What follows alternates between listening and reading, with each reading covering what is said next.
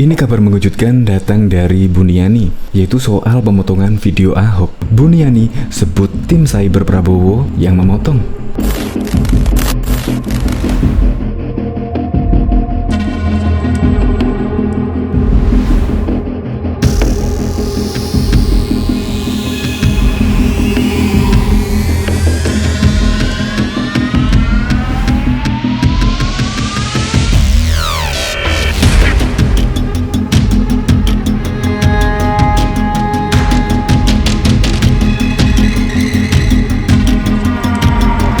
Sebelum menyaksikan video ini, pastikan bosku jangan lupa subscribe. Karena subscribe itu gratis plus bonus tonton video terbaru setiap harinya. Jangan lupa ya. Kadang-kadang saya jadi heran ya melihat sikap Buniani ini, yang baru sekarang ini di tahun 2022 baru mengungkapnya ke publik, yaitu pada saat diwawancarai di Refli Harun. Kok baru sekarang? Kok nggak dari dulu-dulu? Ketika di persidangan mungkin. Kok baru sekarang bilang seperti itu? Nah, apa jangan-jangan Buniani ini dendam ya?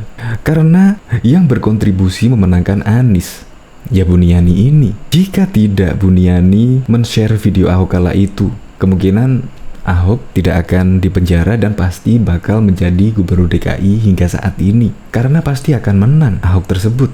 Nah, gara-gara video yang di-share oleh Buniani ini, akhirnya Ahok diseret dan sampai demo berjilid-jilid. Itu juga karena Buniani. Nah, apakah dendam ya?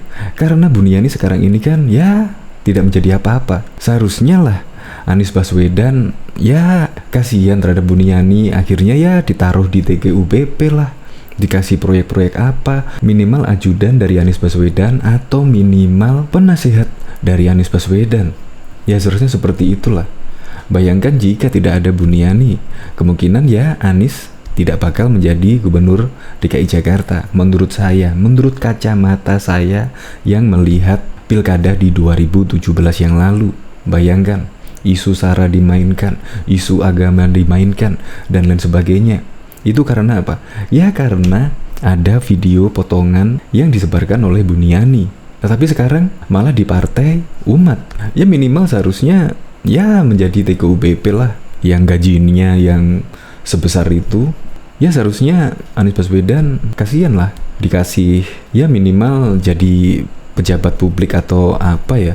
Ya kemungkinan ini bisa jadi Buniani dendam ya, akhirnya membuka fakta satu-satu ke publik. Untuk lebih lengkapnya simak berita berikut ini, Good News Indonesia. Terungkap satu persatu, Buniani catut tim cyber Prabowo. Wakil Ketua Umum Partai Umat Buniani akhirnya buka suara soal video mantan Gubernur DKI Jakarta Basuki Cahayapurnama alias Ahok terkait surat Al-Maidah.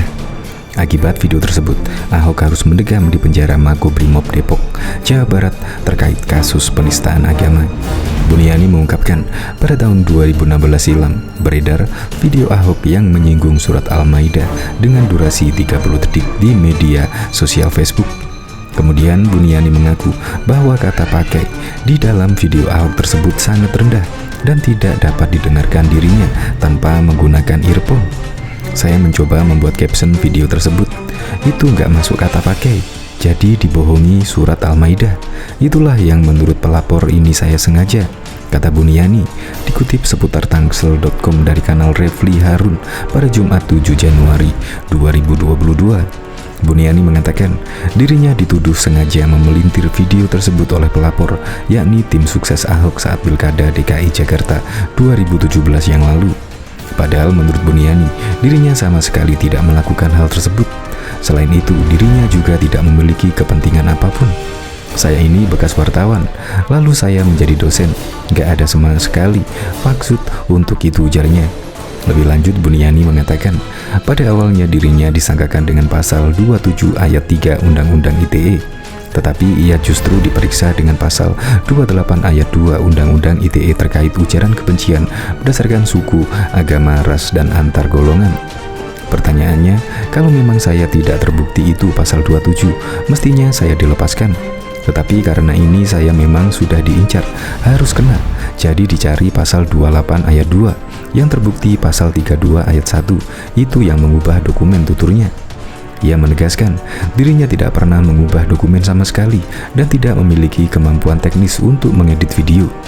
Dalam kesempatan yang sama, pria kelahiran 52 tahun itu mengungkapkan bahwa yang mengedit video Ahok merupakan tim cyber Prabowo Subianto.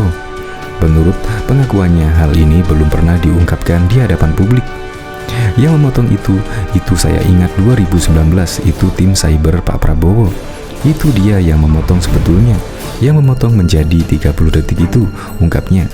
Meski begitu, pria yang akrab disapa Mas Buni itu menuturkan bahwa tim cyber Prabowo Subianto telah meminta maaf kepada dirinya. Diketahui pada tahun 2016 silam, Kejaksaan Negeri Depok, Jawa Barat mengeksekusi terpidana kasus pelanggaran Undang-Undang Informasi dan Transaksi Elektronik UU ITE Buniyani pada Jumat 1 Februari yang lalu. Kasus Undang-Undang ITE yang menjerat Buniyani ini tak terlepas dari kasus penodaan agama yang mendera Basuki Cahayapurnama atau Ahok. Eksekusi ini dilakukan Kejari Depok dalam menyikapi putusan Mahkamah Agung yang menolak kasasi Buniyani pada 22 November 2018 silam. Buniyani mematuhi eksekusi itu dengan mendatang Kejari Depok. Jauh sebelum eksekusi Kejari Depok ini, Buniyani telah membuat gaduh situasi politik nasional. Kegaduhan itu dimulai pada pertengahan hingga akhir 2016. Berikut jejak kasus Buniyani yang kini menjadi anggota Divisi Media Badan Penanganan Nasional BPN Prabowo Sandiaga Uno. 6 Oktober 2016, Buniyani menggugah cuplikan video pernyataan Ahok saat bertugas selaku Gubernur DKI Jakarta di Kepulauan Seribu. Dalam video itu, Ahok menyitir surat Al-Maidah ayat 51. Cuplikan video Ahok yang diunggah Buniyani menjadi viral di media sosial. Postingan itu dia beri judul penistaan terhadap agama. Dalam unggahan itu, Buniyani menyertakan 3 kalimat. Pertama, penistaan terhadap agama. Kedua, Bapak Ibu pemilih Muslim dibohongi surat Al-Maidah 51 dan masuk neraka. Juga Bapak Ibu dibodohi. Ketiga, kelihatannya akan terjadi sesuatu yang kurang baik dengan video ini. 7 Oktober 2016, kelompok relawan Kota Aja Komunitas Muda Ahok Jarot melaporkan Buniyani polisi terkait postingan video yang menampilkan pernyataan Ahok. Postingan yang viral di media sosial itu disebut telah diakali untuk tidak ditayangkan secara utuh dan berpotensi memprovokasi masyarakat. 10 Oktober 2016, Buniyani melaporkan balik komunitas advokat pendukung Ahok Jarot yang merasa tidak pernah mengedit video Ahok terkait dugaan penistaan agama. Buniyani melaporkan balik relawan Ahok dengan didampingi 20 anggota Himpunan Advokat Muda Indonesia karena merasa difitnah dan dihalang-halangi dalam hal kebebasan berpendapat. 14 Oktober 2016, video yang diunggah Buniyani dijadikan sebagai rujukan aksi ratusan dari Front Pembela Islam masa FPI berdemonstrasi di Balai Kota DKI Jakarta. Dalam berbagai orasi dan spanduk yang mereka bawa, para pendemo meminta Gubernur DKI Basuki Cahayapurnama ditangkap. 1 November 2016, terhitung sejak video Ahok diunggah hingga memasuki bulan November, polisi mencatat setidaknya ada 11 laporan terkait kasus dugaan penistaan agama dengan terlapor Ahok. Dari 11 laporan itu, ada yang dilaporkan di Palu, Palembang, Mapolda Metro Jaya, dan juga Bareskrim Polri. 4 November 2016, demonstran besar-besaran terjadi pada 4 November. Areal di lingkungan Istana Merdeka dan Silang Monas menjadi lautan massa berpakaian serba putih. Aksi bela Islam yang berlangsung damai itu menuntut pemerintah turun tangan memproses tuntutan agar proses hukum terhadap Ahok dijalankan. Ketika petang berganti malam, demonstran berujung ricuh. Suasana di Jalan Merdeka Barat mencekam, peserta aksi bertindak anarkis akibat provokasi sejumlah oknum di lapangan. Di tempat terpisah, kerusuhan terjadi di wilayah Penjaringan, Jakarta Utara. Masa bentrok dengan aparat keamanan. Mereka bahkan melakukan penjarahan di beberapa toko yang ada di sana. 15 November 2016, desakan publik dan ketegangan situasi politik di ibu kota telah membuat Presiden Joko Widodo mengeluarkan pernyataan dan sikap resmi selaku kepala negara.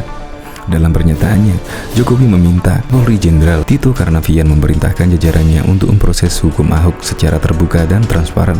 Polisi pun untuk pertama kalinya melakukan gelar perkara terbuka dengan melibatkan sejumlah pihak dalam memproses hukum kasus dugaan penistaan agama yang dituduhkan Ahok. 16 November 2016, polisi menetapkan Ahok sebagai tersangka. Meski tidak disimpulkan dengan suara bulat, hasil gelar perkara memutuskan proses hukum Ahok ditingkatkan dari penyelidikan ke tingkat penyidikan.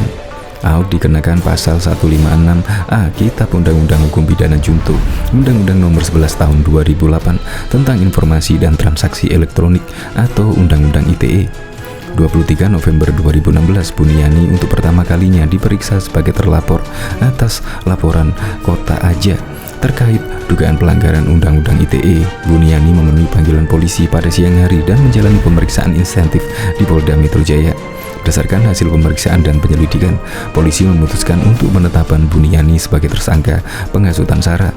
April 2017, pihak kejaksaan menyatakan berkas perkara Buniani lengkap atau P21.